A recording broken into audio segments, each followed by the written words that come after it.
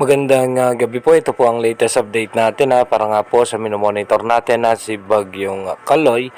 Ito nga po ay mababa naman ang tsansa na magkaroon ng landfall scenario at posibleng humina pa yan bilang isang low pressure area. At ayon naman po sa ating advanced weather forecast ng European Center, meron tayong isang minomonitor pa na hindi lang isa, hindi lang isa, kundi dalawang posibleng bagyo ngayong Mayo na posibleng pumasok sa ating bansa. Yung kasunod nga po niya ni Bagyong Kaloy ay posibleng dumikit po yan or magkaroon ng possible landfall scenario since malayo pa po yan. Malaki pa rin naman po ang tsansa na magbago po lahat yan. At mas maigi pa rin at mas mainam na tayo po ay maghanda kung sakali nga po magtutuloy itong possible scenario o prediction ng European Center. Sa ngayon nga po, patuloy pong nakakaapekto sa ating bansa yung mainit at maalinsangang panahon. Dumako na nga po tayo sa ating advanced weather forecast. Dito po sa ating advanced weather forecast, nasa eastern section na nga po ng Visayas itong si Bagyong Kaloy at bukas nga po ay dahan-dahan na nga po hihina pa yan. Pagdating nga po ng alas 11 ng gabi bukas ay posibleng mag-downgrade na yan bilang isang low pressure area.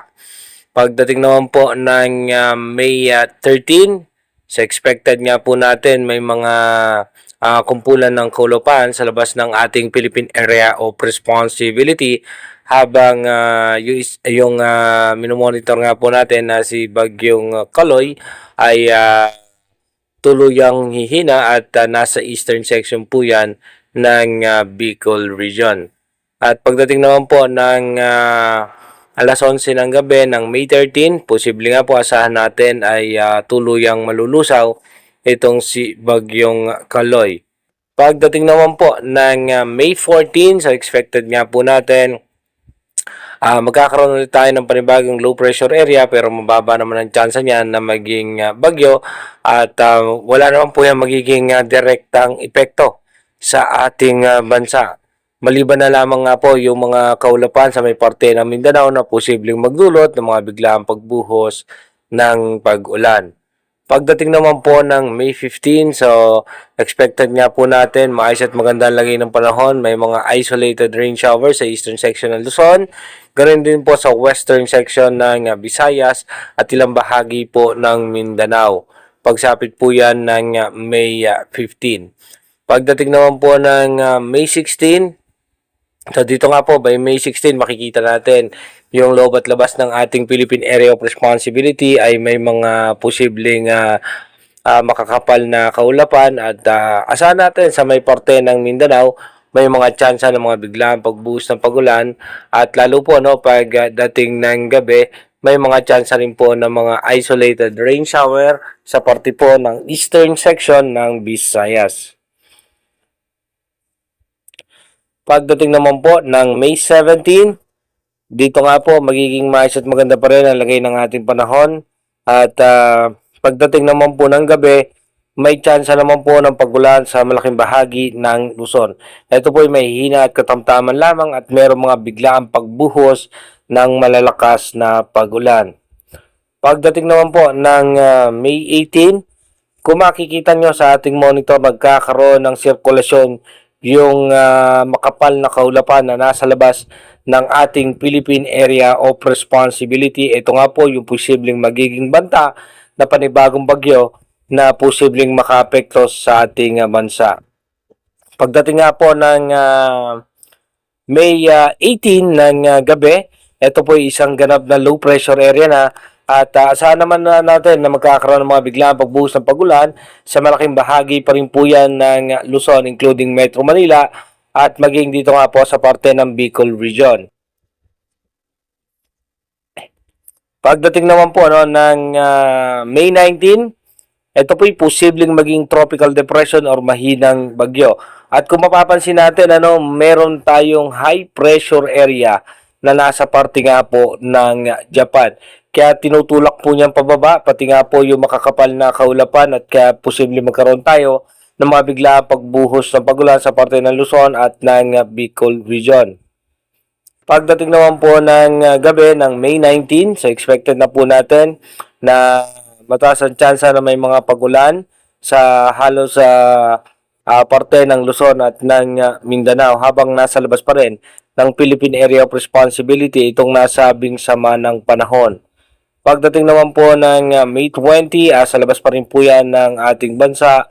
At pagdating nga po ng gabi ng May 20, posible pong mas lumakas pa itong bagyo na nasa labas ng ating Philippine Area of Responsibility. Pagdating naman po ng May 21, medyo mabagal po ang pagkilos niyan. Sa labas pa rin po yan ng bansa.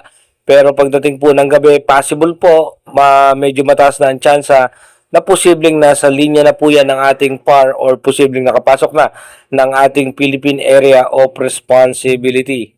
Pagdating naman po ng May 22, nasa loob na po yan ng bansa bilang isang bagyo at pagdating po ng gabi, nasa eastern section na po yan ng Eastern Visayas. Pagdating naman po ng May 23, kung mapapansin nyo, by May 23, medyo mabagal ang pagkilos niya. Pagdating po ng gabi ng May 23, almost stationary yung magiging posisyon niyan. At ito po ay nasa eastern section pa rin po ng Visayas.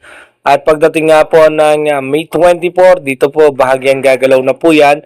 At asahan po natin magkakaroon ng mga pag-ulan na sa eastern section ng Visayas. Ganon din po sa southern portion ng Mindanao. Pagdating naman po ng May 24 ng gabi, ito po ay nasa northeastern portion na ng Visayas at posible pong magdulot na rin ng pag-ulan yan sa parte ng Bicol Region at magkakaroon na naman ng panibagong low pressure area na posibleng magiging kasunod nito na nasa labas ng Philippine Area of Responsibility. At pagdating po ng hapon ng May 25, ito po ay nasa coastal water na dito sa may eastern section ng Visayas at dito po hindi natin i-rule out yung posibilidad ng landfall scenario habang meron naman po siyang kasunod na panibagong sama ng panahon na isa pa nating imo-monitor. Again, inuulit ko po, yung ating advanced weather forecast is possible scenario pa lamang po yan. Malaki pa rin ang tsansa na magbago po lahat yan. Kaya manatili tayong tumutok sa ating advanced weather forecast para malaman natin yung mga posibleng sama ng panahon na makaka-apekto sa ating bansa. Mag-iingat po tayo palagi. God bless po sa ating lahat. Global Typhoon, Chairman TV. Weather update. Helping homeless people.